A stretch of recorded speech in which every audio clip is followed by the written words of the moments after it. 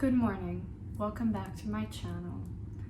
I'm Inez and I have this YouTube channel where I like to blabber on for ages on topics that interest a very minuscule amount of people in the world. I have tried to film this video for around 10 minutes now, but it's extremely loud this beautiful summer morning.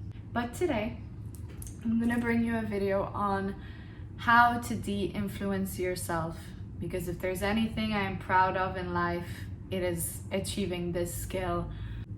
Since I was younger, I was always the person that would never follow rules, would never follow trends, never. And people used to make fun of me in school for like all the weird stuff I wore, and I didn't care.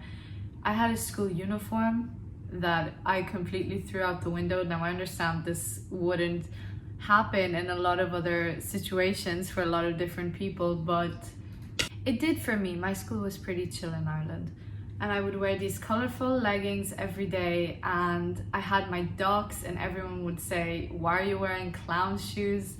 And I never gave a shit. And you know when that changed?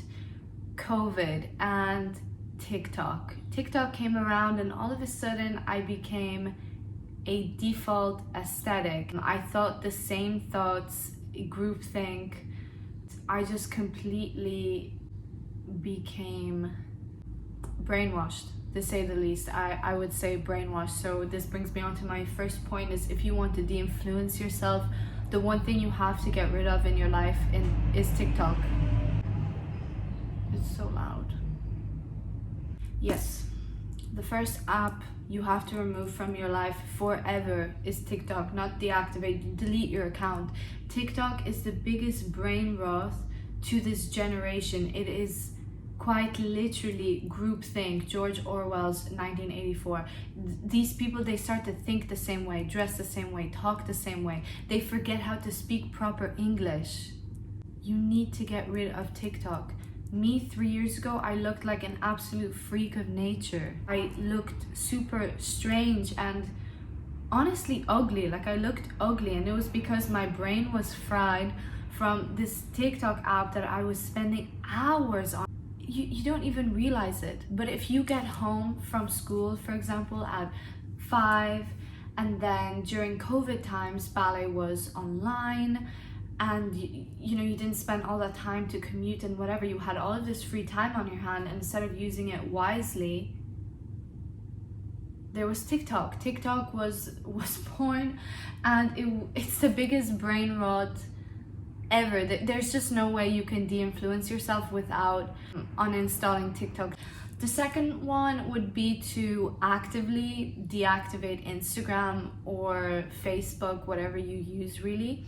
I'm still on the verge of trying to understand if I need Instagram or not. In my field, there is a certain part of me that feels like I should have Instagram, because I'm a dancer and I need to post what I dance and what I choreograph, and also when I do workshops, people want to see my Instagram. The reality is, whether I like it or not, Instagram is my CV. Nobody looks at your CV anymore. They look at your Instagram. They look at your social media. Instagram to me is a business. It's nothing else at this stage. I don't want to check up with people. I don't want to know what they're doing. I don't want to know what they're eating. I don't want to do that. It's a business. You put out a business model out there, and that's really all it is. I deactivate it regularly. I deactivate my Instagram 2 or 3 times a year for several months at a time. So you could say I spend around 1/3 of my year on Instagram. And every time I have a creative endeavor or a project, I just delete it, because there's no, my time is too precious. Time is money. And one thing you have to consider, all of these apps, there are millions and billions of dollars invested into people who study psychology. Big tech giants hire these people to get you as addicted as possible, because the most valuable asset in 2025 is your time. Sometimes you can see something that's inspiring, but a lot of times you don't. You might see 10 seconds of something that inspires you, maybe a recipe or a dance choreography, but you've spent 2 hours scrolling. Also, just be cautious, make a personal decision on whether you need Instagram or not. As I say, I just use it as a business model, but honestly, sometimes I think of just deleting all of it forever, and I'm still not sure of my decision. Another habit that I believe you should implement into your life would be no phones in the morning. I think this is super important. If you wake up and you go on your phone first thing, you're reading the news or you're watching a YouTube video, you're getting on your emails, just relax. The morning is go have a coffee, go make yourself some tea, go make yourself some breakfast, write down, journal what you want to do for the day, have a list of things, and only, I would say, go on your phone from 11 or 12. Really give yourself the morning phone off. You don't have to be available all the time. Don't let people control you. Don't let people control your time. You don't have to be available. You don't have to reply to people from work straight away. You only legally need to reply to work during work hours. People can wait.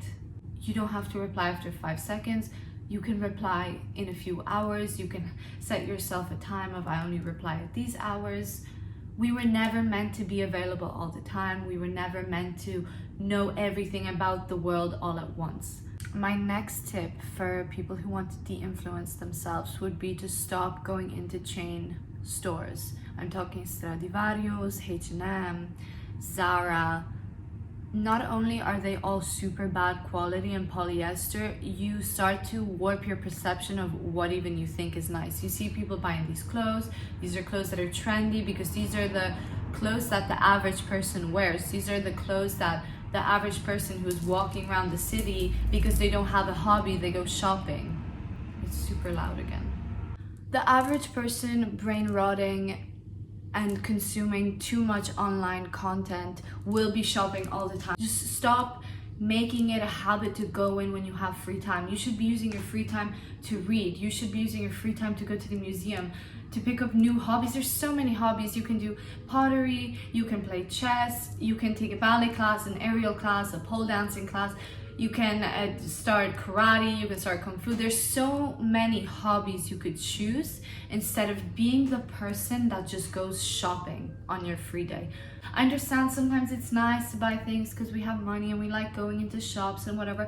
And once in a while, that's fine. I also like antiques, and there's markets on Fridays, Saturdays, and Sundays, and they're really fun to go to.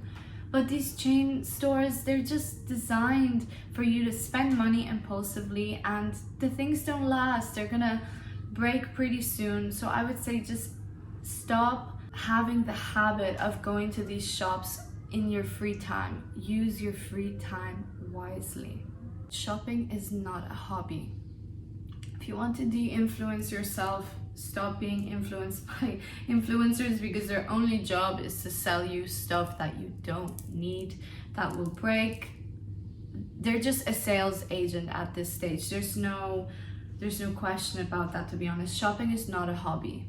We see vlogs from New York girls, and their whole routine is basically going to Pilates, getting a matcha, buying some stupid stuff, getting a facial, and then going to an influencer event, which is all business. It's all selling you unnecessary things. And in this economy especially, we tend to not know where our money even goes. People spend money, they don't know where it goes. They're like, I never have money. But even if you are a minimum wage worker, you can still save money.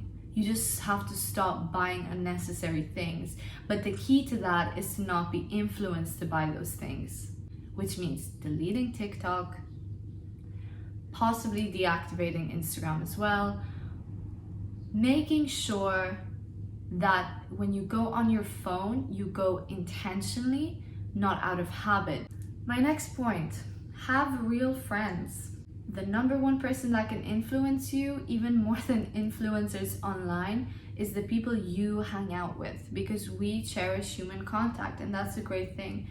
So if you have friends that are obsessed with following trends, that are obsessed with social status, make sure that the people you are friends with are people that you could count on, are people that are loyal, are people that you want to spend time with, that you guys aren't just connected through drinking and posting it on Instagram or on Snapchat. I mean, Snapchat to me is like completely an ancient app. I haven't used it since I was like 17. These things I feel should really be considered. When it comes to de-influencing yourself, you need to look at the root causes of everything, because it's not just about buying a Rode lip gloss. It's not just about drinking from a Stanley cup. Like there's so many other factors that play out before people start to make these choices and start to buy unnecessary things that they're not even sure if they like. We need to have a sense of personality, a sense of what I like to do, what I like to listen to, what I like to wear, what I like to do, my hobbies and such, even if they don't fall into certain aesthetics and likes of the general public. And it also starts with your friends. It also starts with your friend group or your work environment. Just make sure that you're spending time with people that you really like, with people that are true friends and that are not also obsessed with the external outside world and following trends like sheep. One thing I feel that is really important to note is that you need a handbag that fits things inside of it. I feel like your bag needs to include things that will encourage you to spend your time wisely. Your bag, the bag you take on a daily basis, should have a book inside. It should have a journal inside and a pen. I think for everyone universally. Everyone should always be reading a book and always have a notebook on hand. Anything you want to write down, anything you want to jot down. There's something so intimate between me, my notebook, and my pen that just surpasses any level that I feel with my iPhone. If I take out my notes app and write something down, there's something so nice about going to a cafe, even on my own, seeing one that I want to go into, something new. Oh, I've never been to this cafe, taking out my notebook and having a little jot of things. These are really valuable things that are going to change your life, but it all starts with you. It all starts with your habits to live more consciously, to consume more art, because at the end of the day, that's at least what matters for me. I want to read more. I want to go to more ballets. I want to dance more. I want to be as educated as possible. And the reality is that that is not possible if my time keeps getting stolen from me at my own will. And I need to think for myself. We need to be individuals with our own thoughts, with our own opinions, with our own interests and likes, regardless of what label people want to slap on you and what aesthetic people want to group you in. That's just completely insane. I want to end this video with a very inspiring quote from Walter Lippmann. Short and simple, but gets to the point. Where everyone thinks alike, no one thinks very much. Thank you for watching this video.